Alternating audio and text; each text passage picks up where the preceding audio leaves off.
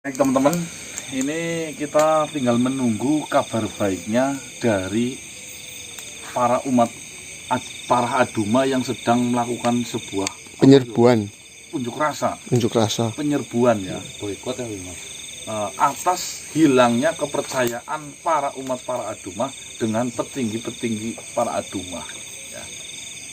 Ternyata perjalanan kita ke sana itu lumayan panjang.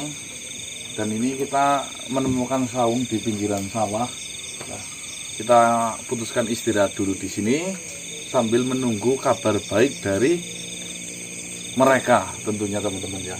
Semoga saja dengan adanya contoh salah satu disembuhkan, nanti mereka akan melakukan penyerbuan dan menangkap ketujuh dari pendiri para aduma itu ya, yang diliputi itu salah satunya Gunjono, terus Gardopolo, Rasega, Haidan Samiro, Waluyo Jati, terus apa lagi itu?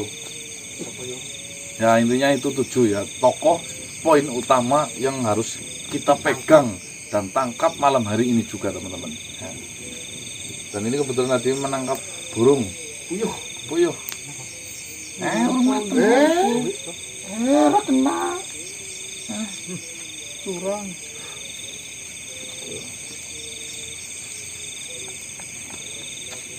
Bekalnya habis di jalan karena Marcel kelaparan. Harusnya buat sahur malah dimakan semua sama Shogun sama Marcel. Tinggi lapar gula. ada sedikit itu Pak. Ada sedikit. Ya. Buat sedulur di alam masing-masing. Pada sahur pakai apa? Buka pakai apa? Ada berarti buka kok. Urung mateng. Oh, Itu ada ketiga. ini Gun kameranya Gun. Dulu kampelannya. Sambilin. Gun kameranya Gun. Sambilin. Ya. Sambilin. Bridges. Pakai apa? Itu saya yang dapat tadi puyuhnya. Sebenarnya dapat Mas lagi Mas ini. Tapi kecil-kecil anaknya Mas. Mau dibakar sekalian apa? Jangan lah. Nah, nanti dilepas ini. Minumnya mana ini? Alhamdulillah. Tempatnya bagus banget ini teman-teman. Parinya bagus banget. Udah siap panen ini.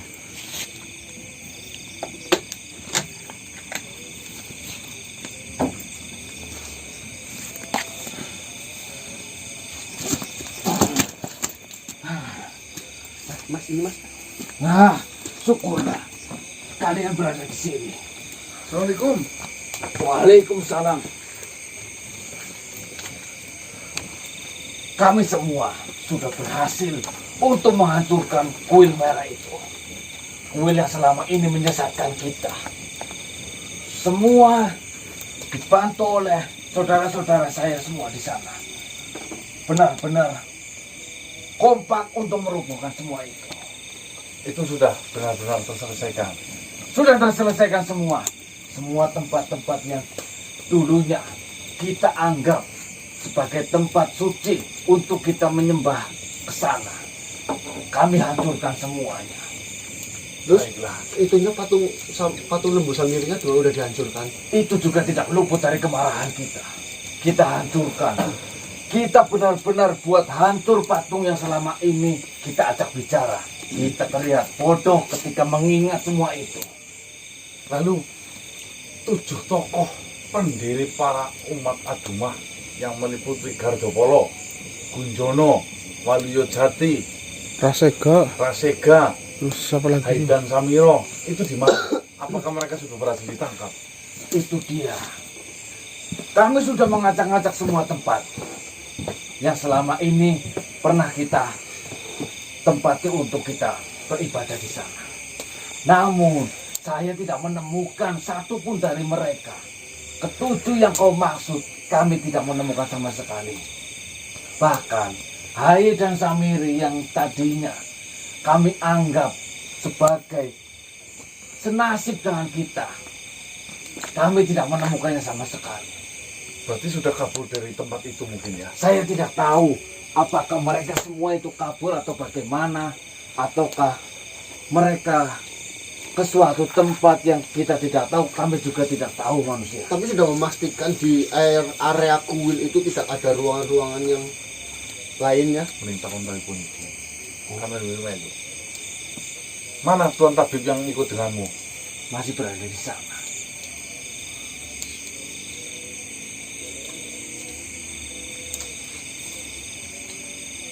Mas.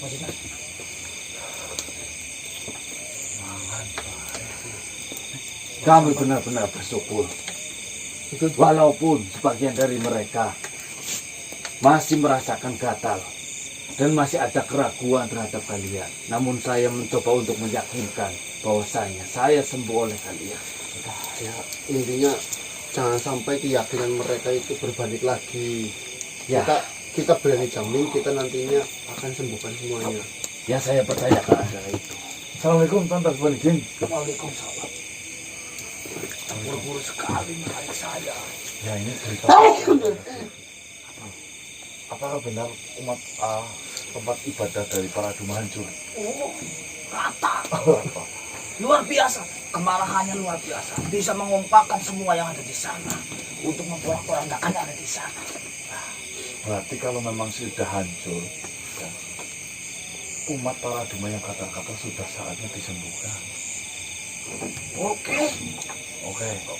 Nah, namun ini ada berita satu yang harus kita cari. Pendiri umat para Duma si Gunjono itu pada kemana? Kok nggak ada di tempat? Ya, Tuan Tabib menyaksikannya sendiri. Ketika saya memimpin mereka semua untuk menghancurkan seluruh tempat ibadah dari agama para Duma, kita tidak menemukan satupun dari 7 yang manusia ini maksud. Iya. Kemana dia? Itu nanti biar saya mencari tahu.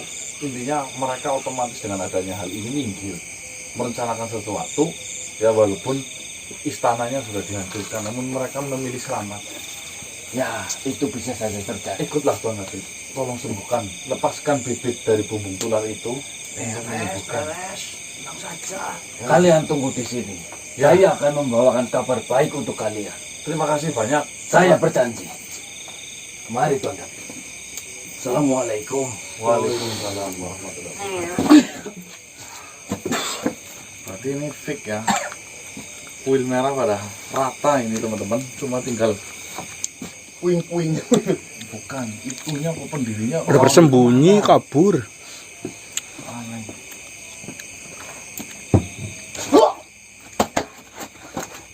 Siapa mandi, Mas? Sudah paham kan yang? Assalamualaikum warahmatullahi wabarakatuh. Waalaikumsalam warahmatullahi wabarakatuh. Di atas saja yang Karmudi. Tidak usah. Oh, Tidak apa-apa. iya. Saya ini mau melaporkan sesuatu hal yang sangat penting kepada kalian. Apa itu yang Karbudi? Saya tadi melihat porak-porandanya kuil merah yang dihancurkan oleh massa dari umatnya sendiri. Ya. Saya mengetahuinya karena pada saat kalian berbicara dengan Gunjono, saya mengikuti dari belakang. Dan saya sudah mengetahui tempat persembunyian dari ketujuh pendiri para Duma. So. Ayo kita tangkap yang Karbudi. Tunggu dulu. Oh, Kita membutuhkan pasukan yang banyak. Kenapa sih yang? Di dalam dari tempat persembunyian mereka ada pengawal-pengawal kerajaan yang dibawa oleh pihak mereka untuk melindunginya. Nah mereka bersembunyi di mana yang Karbudi? Sebenarnya berada di kuil merah, namun itu berada di bawah tanah. Oh di bawah tanah. Masuk ke lubang. Benar sekali. Tenang saja, saya sudah menyiapkan sesuatu dan berjaga-jaga di tempat itu agar tidak ada yang keluar. Karena saya juga sudah berhasil masuk dan menyelinap, tidak ada pintu lain selain pintu itu. cocok nih yang Karmudi. Oh iya, jangan lupa itu. umat-umat para adumah yang tadi ikut memberontak disembuhkan. Udah tadi telepon izin sudah datang ke sana untuk melakukan penyembuhan massal. Iya, itu. Karena kekuatan dari mereka juga sangat dibutuhkan. Jangan dikira mereka yang rakyat biasa, yang dilihatannya lemah. Mereka memiliki kekuatannya luar biasa manusia. Iya, bagikan sapu lidi ya. Iya. Kecil-kecil dijadikan jadi satu. Nah, Akan kuat. ini nanti saya akan beritahu kepada pasukan yang kau miliki. Itu yang dipimpin si Wulung. Pati Dharma Wulung. Dharma Wulung. Iya, yang dipimpin si Wulung. Wulung itu warna.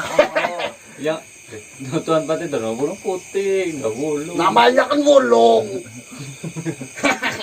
Nah, nanti saya mau melaporkan untuk menyiapkan beberapa pasukan untuk menyergapnya. Berarti saya langsung menuju ke sana ya? Ya, kita menuju ke sana bersama-sama. Ayo. Tapi kalian sudah sahur atau belum? Gampang. Sahur terlebih dahulu. Sahur kan sunnah ya.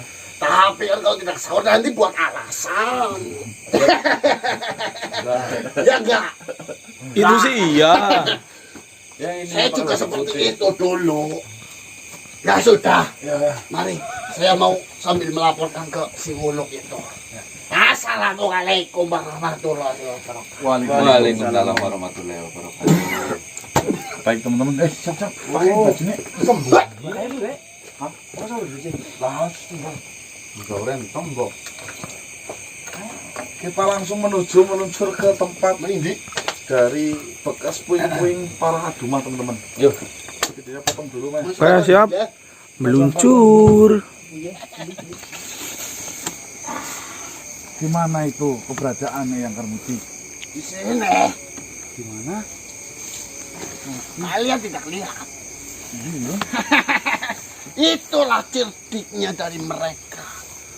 Di mana tempat rahasia itu tidak ada yang mengetahuinya. Kecuali pasukan-pasukan khusus dari pihak Awas. dan juga dari ketujuh makhluk itu. Iya yang. Tunjukkan ini berarti. Saya tunjukkan. Di mana itu adalah pintu rahasia yang dibuat oleh mereka.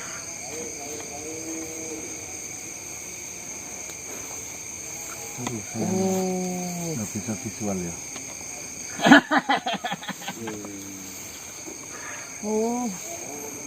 Ini sudah dikunci sama yang Karmuti dari luar berarti. Ya, mereka tidak akan bisa keluar. Karena ini adalah pintu satu-satunya. Lalu apa yang akan direncanakan yang Karmuti? Itu sudah banyak sekali. Dari umat-umat para adumah yang sudah memberontak. Dan saya lihat itu sudah pada sembuh. Dan juga kau lihat sendiri. Pasukannya di bawah Patih Dharma Wulung sangatlah banyak. Nanti mereka semua akan saya ajak masuk dan menyerbu mereka semuanya. Oh ya, baiklah. Ya.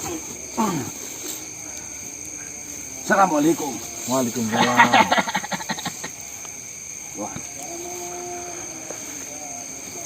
Semua sudah disembuhkan oleh Alhamdulillah. Tuan Tabib yang kau kirim untuk kami.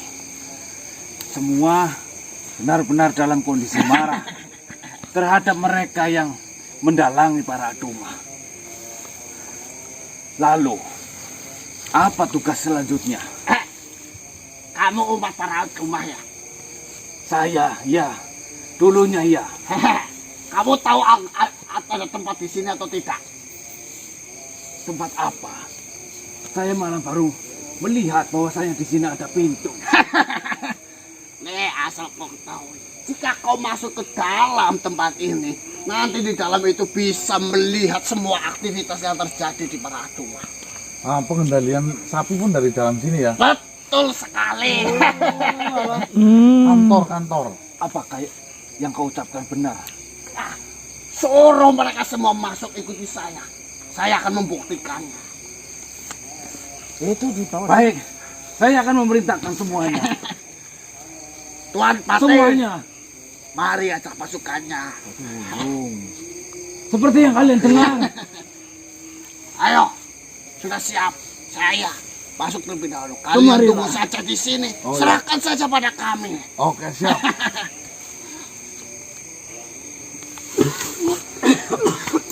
Aduh, sangat sayang ya. tidak bisa masuk visual gambarnya seperti apa teman-teman, tapi tidak apa-apa. Yang penting intinya kita berhasil. Nah, kita tunggu penyergapan ke dalam bawah tanah ini teman-teman, semoga nanti membuahkan hasil dan bisa keluar dengan kabar yang menggembirakan mengenai penangkapan 7 makhluk yang berada di bawah tanah ini ya teman-teman ya. Kita tunggu. Mundur.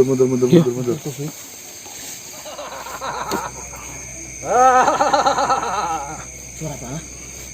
Aku bawakan Gardopolo ke depanmu. Mas muncul. Kamu sih buku ya, Dos? Iya.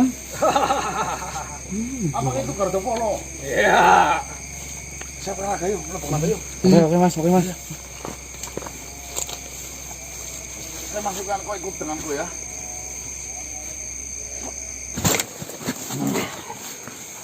Diam! Mas. Tuan, saya bawakan Gardopolo di hadapanmu. Keren sekali.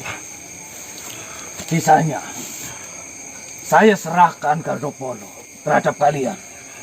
Terserah kalian akan melakukan apa terhadap Gardopolo. Lalu yang kena makhluk selain Gardopolo di mana, Tuan? Bersama kakek tua. Oh, yang Karbudi. Ya, Lepaskan. baik kau diam. Lepaskan, Tuan. Biar saya berbicara langsung.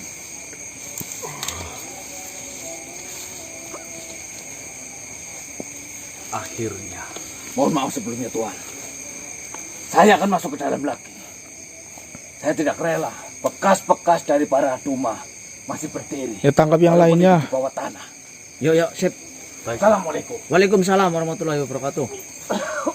Akhirnya, setelah sekian lama, kita bisa bertatap muka secara langsung, Gardopolo.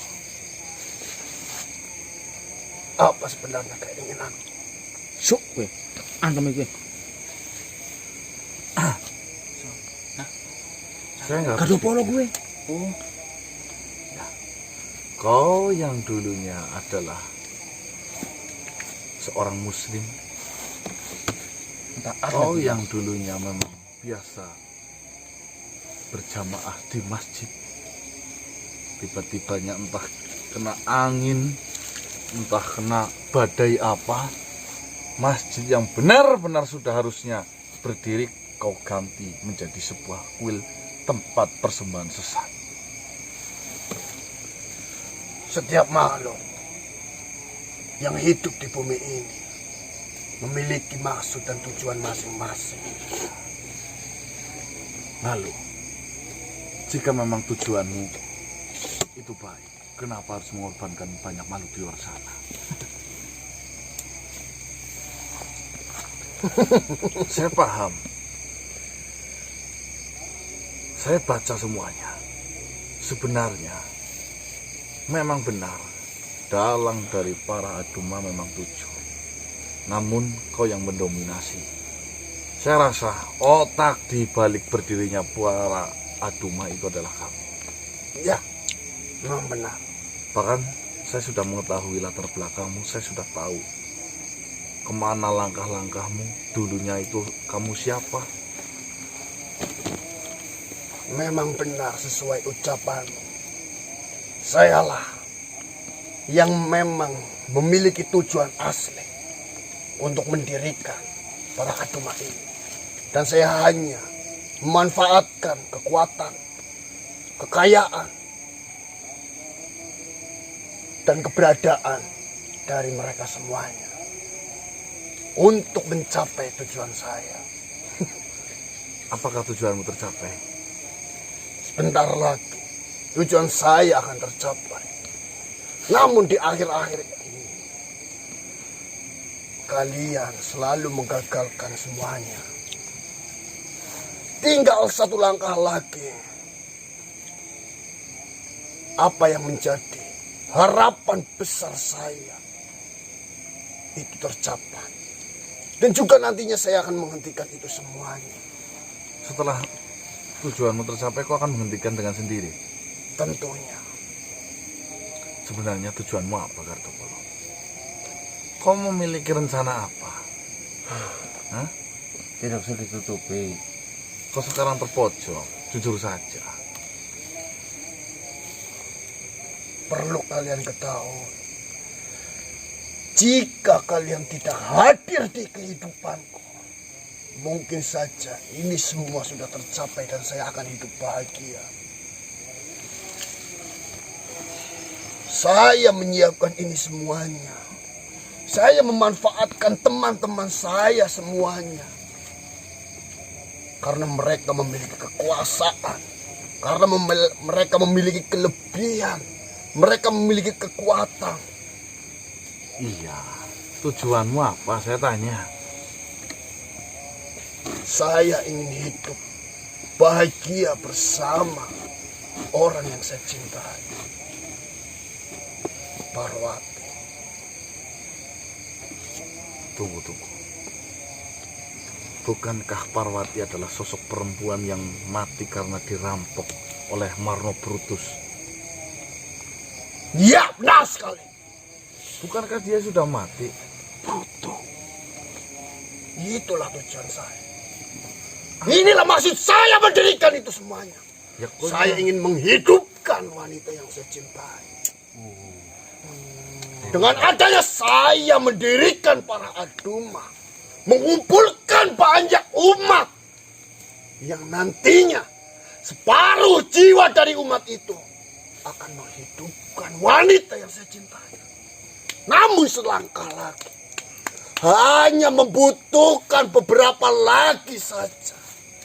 Kenapa kalian hadir di kehidupanku? Bahkan selangkah lagi dengan kelahirannya anak dari Puspita yang nantinya itu benar-benar bisa menghidupkan wanita yang saya sayangi dan saya cintai. Kau bunuh juga. Kau lupa dengan sebuah ketetapan. Yang namanya makhluk, yang namanya manusia, kalau sudah mati, mana bisa dihidupkan kembali? Urusan hidup itu Tuhan, bukan kau mengupayakan. Kecuali Parwati lagi sakit, kau boleh mengupayakan untuk sembuh. Parwati sudah mati, kau mengupayakan hidup. Kau bagaikan cebol meminta mengambil sebuah bintang yang jauh di singgah sana-sana. Cepol nggak lintang, Mas. Kau tidak tahu apa-apa mengenai hati. Maka dari itu, kau menganggap saya tidak tahu. Justru saya akan memberitahu kamu. Selama ini kau tersesat. Siapa yang bisa menjanjikan kehidupan? Siapa yang bisa menjanjikan bisa menghidupkan?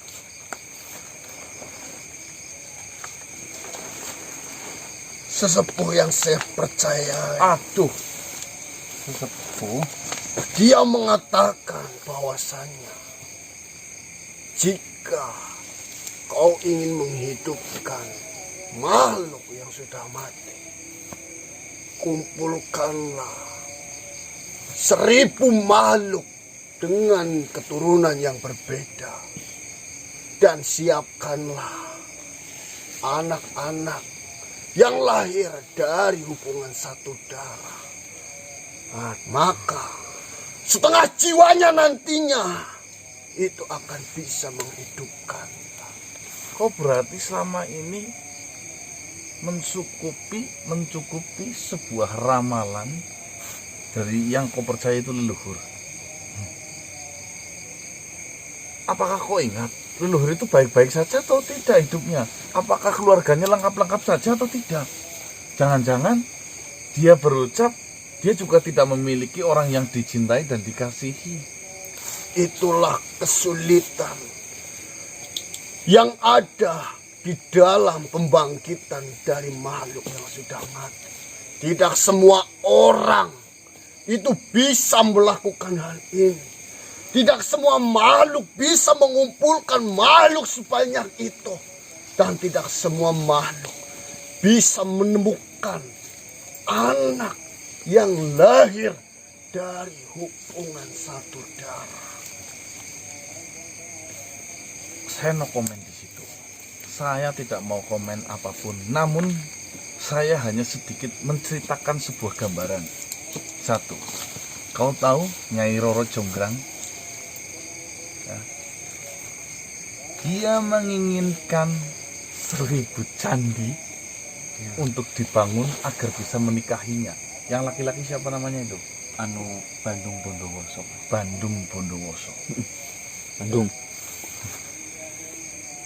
Jika dipikir secara akal memang tidak bisa. Namun Bandung Bondowoso bisa menghadirkan 999 ya candi yang diinginkan oleh Roro Jonggrang. Ya. Betul. Ya. Namun ujungnya apa? Itu gagal. Tidak usah berlebih-lebihkan kau memperjuangkan wanita.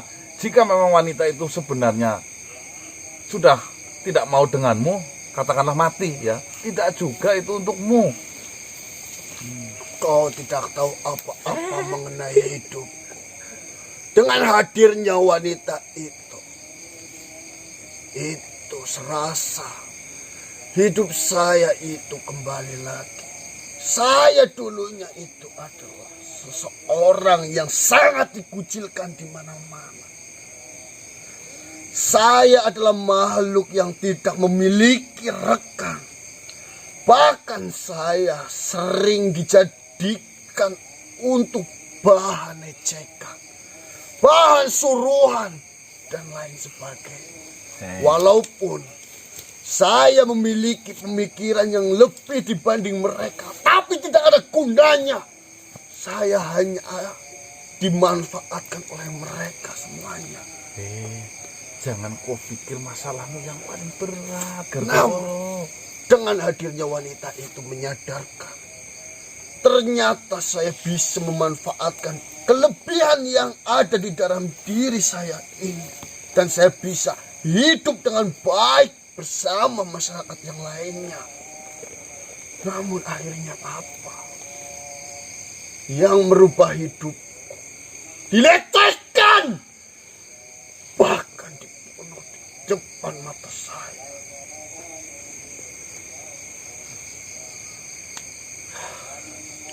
Lalu akhirnya saya meminta bantuan sahabat saya yang memiliki banyak sekali pasukan untuk menyerbu dan mengambil jasad dari wanita itu, Parwati.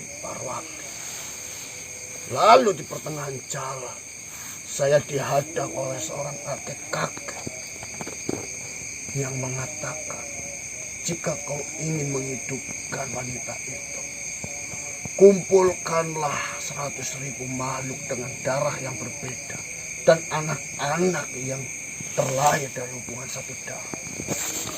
Kau panggil kakek itu datangan ke sini. Kita bicarakan secara benar apakah yang dia ucapkan bisa dipertanggungjawabkan atau tidak. Betul. Mau atau tidak? Ayo. Akan saya datangkan. Dan mungkin komplain.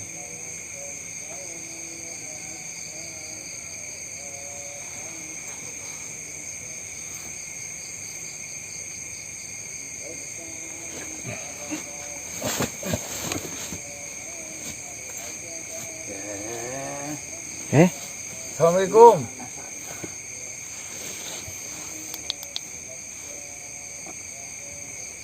Kita saling mengenal. Saya temannya Sidarto Polo. Gardopolo, kau sedang apa di sini? Duduk ya. Ada urusan. Monggo duduk. Duduk. Iya. Siapa namamu kakek? Darmo. Iya. Sebentar kek, saya minta waktunya sebentar. Ya silakan. Kok sebenarnya menganut ilmu apa kek? Ilmu? Iya. Saya tidak menganut ilmu apa-apa. Ilmu apa yang kau maksud? Gardopolo mengatakan kau yang meramal bisa menghidupkan makhluk yang sudah mati ketika sudah mengumpulkan 1.000 apa berapa 100.000 darah Meramal. bagaimana ceritanya Gardopolo? Iya, ceritakan. Biar genah. Waktu saya menggendong wanita yang sudah tidak bernyawa, lalu di pertengahan jalan saya bertemu dengan, dan kau tiba-tiba mengatakan, jika ingin menghidupkan makhluk yang sudah mati, kumpulkan 100.000 makhluk yang memiliki darah berbeda dan juga anak-anak yang terlahir dari hubungan satu darah. Kejadian itu sudah cukup lama. Ketika itu kau menggendong perempuan yang bernama Parwati Ya, yang sudah meninggal, katanya meninggal di hadapanmu karena dibunuh. benar sekali. Lalu kalau tidak salah kita bertemu di suatu jalan. Saya menanyakan kepadamu, siapa yang kau gendong itu, Tuhan? Kau mengatakan dia kekasihku. Lalu saya mengatakan kepadamu, kalau kau ingin menghidupkan kekasihmu itu, kumpulkan beberapa ribu makhluk. Sebenarnya masalahnya apa? Saya mengatakan hal demikian kepada Gardopolo ini, yang jadi masalah apa? Imbasnya gue jelasin, Atas Mas. dasar apa jenengan mengatakan seperti itu terhadap Gardopolo? Soalnya di sini Gardopolo melakukan itu benar, mengumpulkan 100.000 100.000. jiwa orang yang beda darahnya atas dasar ramalan dari jenengan. Apa iya jenengan bisa menghidupkan orang yang sudah mati? Punya kuasa apa saya bisa menghidupkan orang mati? Lalu ngapa ngucap seperti itu terhadap Gardopolo? Loh, Gardopolo, ini sepertinya ada kesalahpahaman menangkap pembicaraan ataupun kata-kata yang saya lontarkan. Aduh. Astagfirullah. Maksudmu seperti apa? Seperti ini, Gardopolo. Bukan yang dimaksud saya untuk menghidupkan kekasihmu yang sudah mati itu hidup secara kau bisa melihatnya hidup kembali dan bersanding denganmu. Namun hidup yang saya maksud adalah hidup di dalam hatimu. 100.000 makhluk yang berbeda-beda. Saya memerintahkanmu untuk mengumpulkan.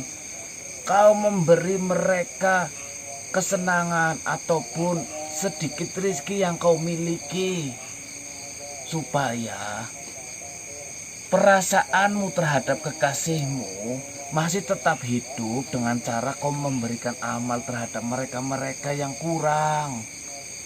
Bukan mengumpulkan 100.000 lalu kekasihmu menjadi hidup. Hidup yang saya maksud adalah hidup di dalam hatimu. Kau bodoh sekali. Aduh. Siapa makhluk di dunia ini yang mampu membangkitkan orang yang sudah mati? Kau pikir kembali. Kenapa kau tidak berbicara seperti ini waktu itu? Harusnya kau yang dewasa dapat berpikir.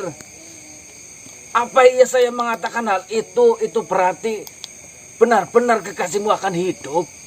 Kan tidak. Kita sama-sama dewasa, saya sudah tua, kau pun sudah memiliki umur. Harusnya kau dapat mencerna apa yang saya katakan. Hidup yang saya maksud itu hidup di dalam hatimu, tidak terlupakan.